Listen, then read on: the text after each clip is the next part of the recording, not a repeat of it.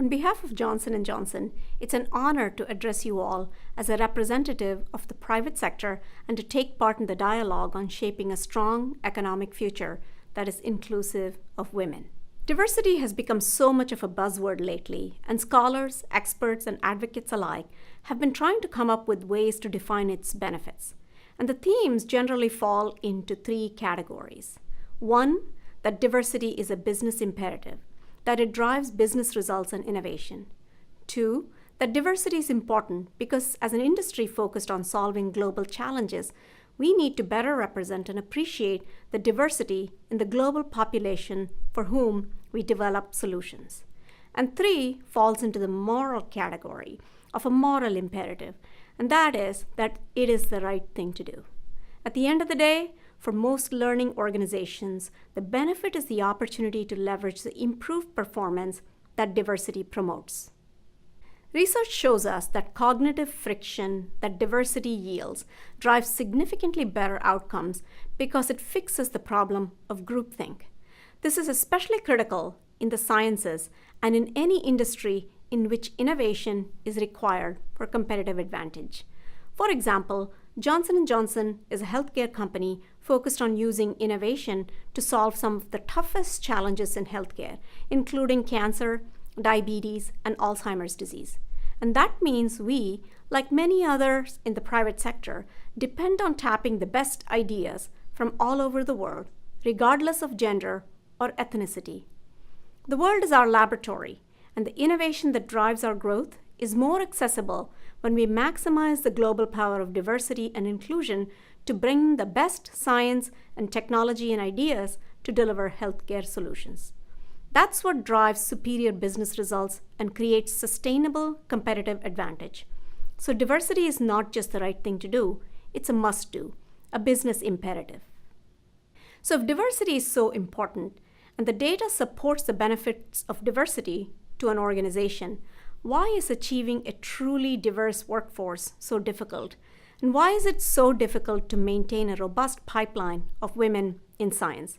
Because despite the critical role that diversity plays in driving best scientific and organizational outcomes, women and minorities continue to be significantly underrepresented in STEM careers.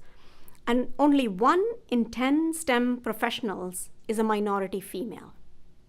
The good news is that we are all keenly aware of the issue, and many of us believe we need to work together to solve it. Many organizations understand the importance of this issue and have put robust diversity initiatives in place or are in the process of doing so.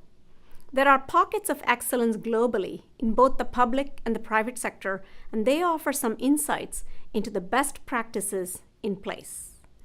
In organizations that have made diversity and inclusion a critical part of their enterprise growth strategy, there are programs and policies that ensure women can be attracted and retained and have equal opportunity to contribute, especially in science and technology. Examples include generous family leave benefits, maternity and paternity leave, on-site childcare, a flexible work environment, support for STEM education initiatives, and a culture where women are empowered to speak up and mentor one another. All of this goes a long way. In the private sector, we also believe that what doesn't get measured doesn't get done. So, in general, we measure diversity and inclusion as part of our key metrics for success as an organization. But our ability to effect change over the long term requires that we work now to create that future to fulfill the promise of gender and ethnic diversity. By inspiring young women and minorities into STEM education and careers today, we can ensure a more robust and diverse pipeline for the future. And that not only do we prioritize diversity within our own individual organizations, but also that we work together to build a diverse talent pipeline within the ecosystem as a whole. Without a collaborative effort to educate, attract, retain, and advance a more diverse talent pool, from kindergarten through the highest levels of leadership, our society will continue to miss opportunities and breakthrough ideas. Private sector cannot do it alone. We believe there is power in partnership with the public sector and with NGOs, social entrepreneurs, and universities in which each partner benefits. This is central to successful strategies of inclusion and the development of human capital. Together, we can create policy, education, and programming to support the needs of women and to help companies like ours meet critical gaps in the workforce. The private sector is eager to collaborate with the public sector, with NGOs and others, to set a global multilateral agenda, including ambitious STEM goals, and to make them part of the UN Sustainable Development Goals. Solving today's economic, health, energy, environment, security, and other challenges can be a complex undertaking and sometimes daunting. But the more we work together to build bridges and the more we do to empower women into the workforce, the greater success we will have as a society.